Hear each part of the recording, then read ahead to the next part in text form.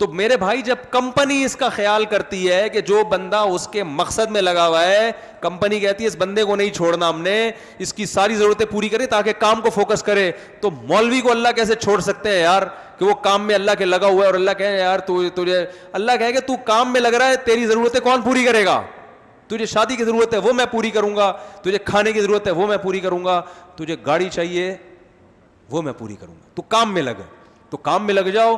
اور میں نے دیکھا ہے جو علماء کام میں لگے ہیں ان کے لیے گاڑی بنگلہ ان کی ویلیو مٹی کے برابر نہیں ہوتی, سمجھ رہے ہیں نا, ان کی کوئی ویلیو نہیں ہوتی. ان کو ایسا اللہ نے ویژن دیا ہوتا ہے, اتنی بلند سوچ دی ہوتی ہے, چیزیں ان کے دائیں بائیں.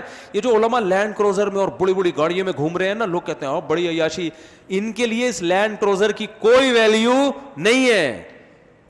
اس کی سب سے بڑی دلیل ہے ان کی لینڈ کروزر چھن جائے نا, ان کو کوئی رونا نہیں آتا, کچھ غم نہیں ہوتا ان کو. دیکھو آپ کے دل میں کس چیز کی کتنی محبت ہے, اس سے نہیں پتہ چلتا کہ آپ اس کو استعمال کر رہے ہو, اس سے پتہ چلتا ہے کہ جب چھن جاتی ہے تو غم کتنا ہوتا ہے. علماء کے پاس گاڑیاں بھی ہو سکتی ہیں, بنگلے بھی ہو سکتے ہیں, لگژری لائف اسٹائل بھی ہو سکتا ہے, مگر اس اسٹائل سے انہیں عشق نہیں ہوتا. ان سے اگر یہ چیزیں چھن جائیں تو انہیں وہ غم نہیں ہوتا جو دنیا دار کو ہوتا ہے. اس سے پتہ چلتا ہے کہ علماء یہ چیزیں استعمال تو کرتے ہیں مگر ان چیزوں کو دل میں جگہ نہیں دیتے. تو اللہ کا ہر مسلمان سے یہ مطالبہ ہے کہ چیزیں استعمال کرو, ان سے محبت مت کرو, یہ مقصد نہیں ہے. اب بھی بات سمجھ میں نہیں آئی تو بھائی پھر رینجرز, پولیس اور حکومت امریکہ, کوئی بھی دنیا کی طاقت نہیں سمجھا سکتی.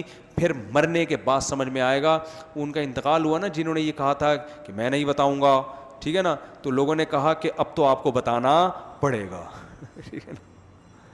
اور یہ ہے کہ میں خدا نخواستہ کسی کا مذاق نہیں اڑا رہا, کسی کے دنیا سے جانے کے بعد تو ویسے بھی اس کا مذاق نہیں اڑانا چاہیے. میں ایک مثال دے رہا ہوں کہ مرنے کے بعد سمجھ میں آ جائے گا. تو اللہ کرے میری بھی دنیا میں سمجھ میں آ جائے. میں جو باتیں آپ سے کہہ رہا ہوں میں سب سے پہلے خود اس کا محتاج ہوں. بات کرنا الگ چیز ہوتی ہے, بات تو کرنا آسان ہے, میں بھی کر رہا ہوں. دیکھو سگریٹ کے فضائل ہر سگریٹ کے ڈبے پہ لکھا ہوتا ہے, سگریٹ پینا صحت کے لیے نقصان دہ, ہر ڈاکٹر کہہ رہا ہوتا ہے لیکن خود بھی پی رہا ہوتا ہے.